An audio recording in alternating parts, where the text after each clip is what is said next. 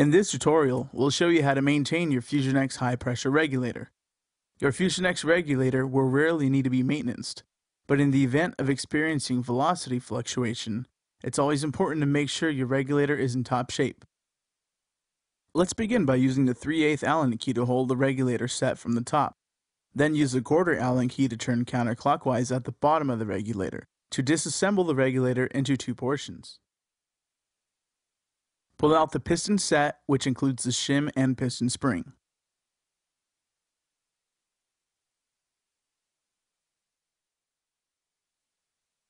Use a cotton swab to clean the internal housing of the top portion of your regulator.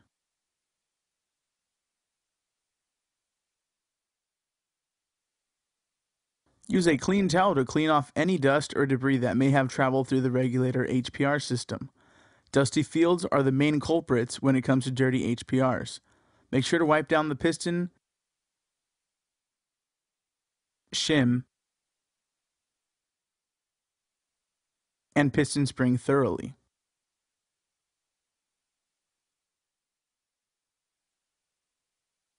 Apply a small amount of DP's Formula 40 on a cotton swab.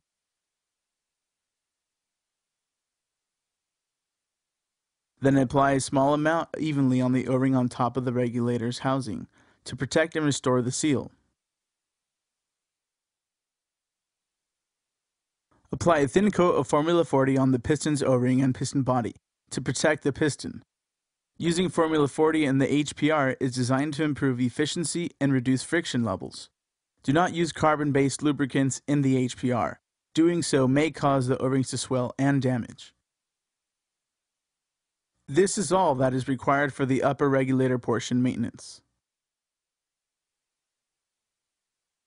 Use the 1/4 and 7/32 Allen key to unscrew the valve piston.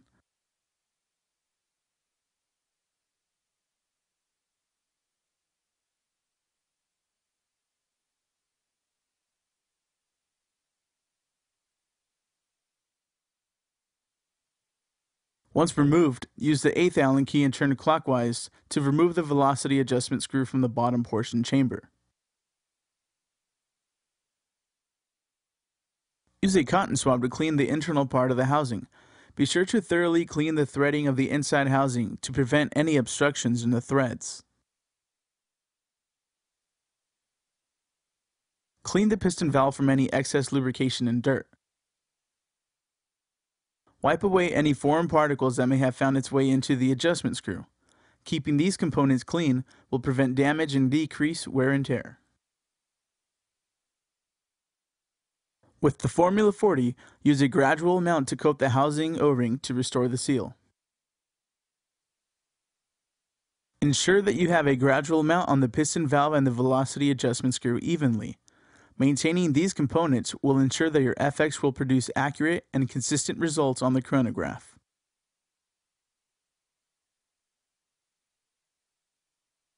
The bottom portion of your HPR is now completed. Now let's begin the assembly of the bottom portion of the regulator. Insert the velocity adjustment screw from the inside chamber and use a 7/32 Allen key to push and guide the screw inside the chamber.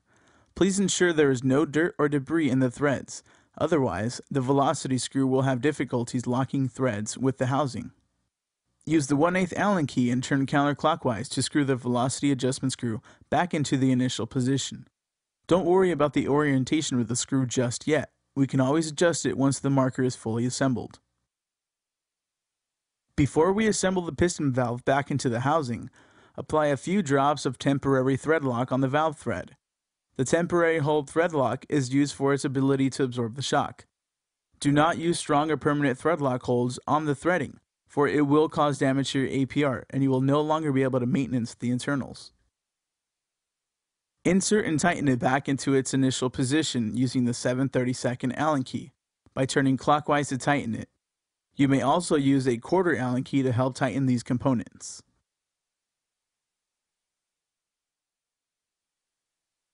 To completely assemble the HPR, insert the piston spring on the piston and the shim into the piston in this order. Be aware that the shim faces down and flush. Then insert the piston set into the top portion housing. you will notice the piston will protrude out.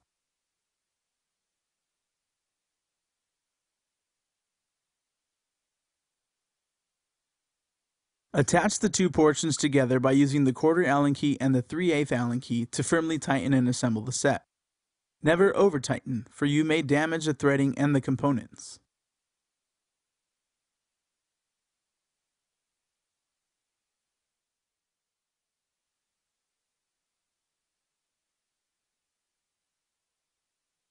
This concludes the Fusion X HPR maintenance segment.